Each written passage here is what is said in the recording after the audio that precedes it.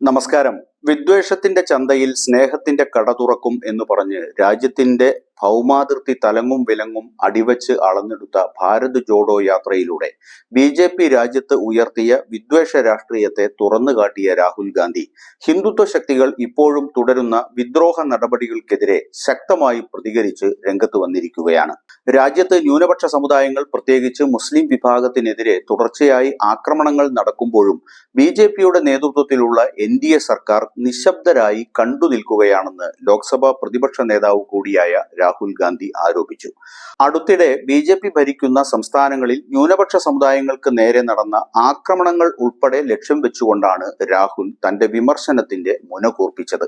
വിദ്വേഷ കാരണങ്ങൾ മൂലമുണ്ടാവുന്ന ആക്രമണങ്ങളെ അപലപിച്ച രാഹുൽ ഗാന്ധി ഇതിന് വളം വെച്ചു കൊടുക്കുന്ന കേന്ദ്ര സർക്കാരിനെതിരെ ആഞ്ഞടിച്ചു. സർക്കാരിന്റെ നിഷ്ക്രിയത്വം കൈമുതലാക്കിയാണ് ഇത്തരം സംഭവങ്ങൾ വീണ്ടും വീണ്ടും ആവർത്തിക്കുന്നതെന്ന് കോൺഗ്രസ് നേതാവ് പറഞ്ഞു. എക്സ് പോസ്റ്റിലൂടെയായിരുന്നു അദ്ദേഹത്തിന്റെ പ്രതികരണം. ബീഫ് കഴിച്ചെന്ന് ആരോപിച്ച് കഴിഞ്ഞ ദിവസം ഹരിയാനയിൽ അന്യസംസ്ഥാന തൊഴിലാളിയെ ഗോസംരക്ഷകർ തല്ലിക്കൊന്നിരുന്നു. സാബിർ മാലിക് എന്നയാളാണ് കൊല്ലപ്പെട്ടതെന്നാണ് റിപ്പോർട്ടുകൾ. ഹരിയാനയിൽ ഉൾപ്പെടെ ഗോസംരക്ഷകരുടെ ആൾക്കൂട്ട കൊലപാതകങ്ങൾ വർദ്ധിച്ചു വരികയാണെന്ന് റിപ്പോർട്ടുകൾ പുറത്തു വന്നിരുന്നു. ഇതിന് പിന്നാലെയാണ് വിഷയത്തിൽ കേന്ദ്ര സർക്കാരിന്റെ മൗനത്തെ വിമർശിച്ചുകൊണ്ട് രാഹുൽ ഗാന്ധി രംഗത്തു വന്നത്. വിദ്വേഷം രാഷ്ട്രീയ ആയുധമാക്കി അധികാരത്തിന്റെ പടവുകൾ കയറിയവർ രാജ്യത്തുടനീളം ഭീതിയുടെ വാഴ്ച തുടരുകയാണ്. ആൾക്കൂട്ടത്തിന്റെ രൂപത്തിൽ മറഞ്ഞിരിക്കുന്ന വിദ്വേഷ ഘടകങ്ങൾ നിയമവാഴ്ചയെ വെല്ലുവിളിച്ച് പരസ്യമായി അക്രമം നടത്തുകയാണ്. രാഹുൽ ഗാന്ധി ഹിന്ദിയിൽ പങ്കുവച്ച ട്വീറ്റിൽ ഇങ്ങനെ വ്യക്തമാക്കി. ന്യൂനപക്ഷങ്ങൾക്ക്, പ്രത്യേകിച്ച് മുസ്ലിങ്ങൾക്ക് നേരെയുള്ള ആക്രമണങ്ങൾ തുടരുകയാണ്.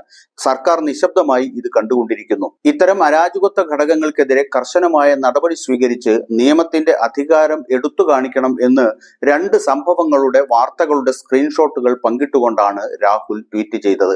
ഇന്ത്യയുടെ സാമുദായിക ഐക്യത്തിനും ഇന്ത്യക്കാരുടെ അവകാശങ്ങൾക്കും നേരെയുള്ള ഏത് തരത്തിലുള്ള ആക്രമണവും ഭരണഘടനയ്ക്കെതിരായ കടന്നുകയറ്റമാണ് എന്നാണ് അദ്ദേഹം സൂചിപ്പിച്ചത്. അത് ഞങ്ങൾക്ക് ഒരിക്കലും സഹിക്കാൻ കഴിയില്ല. BJP എത്ര തന്നെ ശ്രമിച്ചാലും വിദ്വേഷത്തിനെതിരെ രാജ്യത്തെ ഒന്നിപ്പിക്കാനുള്ള ഈ ചരിത്രപരമായ പോരാട്ടത്തിൽ ഞങ്ങൾ വിജയിക്കും എന്നും രാഹുൽ ഗാന്ധി കൂട്ടിച്ചേർത്തു. നേരത്തെ രാജസ്ഥാനിലെ ഭരത്പൂരിൽ നിന്നുള്ള 2 മുസ്ലിം യുവാക്കളെ തട്ടിക്കൊണ്ടുപോവുകയും കാറിൽ വെച്ച് തീ കൊളുത്തി കൊല്ലുകയും ചെയ്തിരുന്നു. ഇവരുടെ കത്തിക്കരിഞ്ഞ മൃതദേഹം ഭീവണി ജില്ലയിലെ ലൊഹാരു ടൗണിൽ നിന്നായിരുന്നു ലഭിച്ചത്. ഇതിന് പിന്നാലെയാണ് ഹരിയാനയിൽ സമാനമായ സംഭവം റിപ്പോർട്ട് ചെയ്യുന്നത്. അധികാരത്തിന്റെ പിൻബലത്തോടെ ആൾക്കൂട്ട ആക്രമണം തുടരുന്ന ഹിംസകർക്കെതിരെ താൻ നടത്തുന്ന സന്ധിയില്ലാത്ത പോരാട്ടമാണ് രാഹുൽ പങ്കുവച്ചത്. നിരന്തരം അതിക്രമം നടത്തുന്നവർക്കുള്ള താക്കീത് കൂടിയാണത്.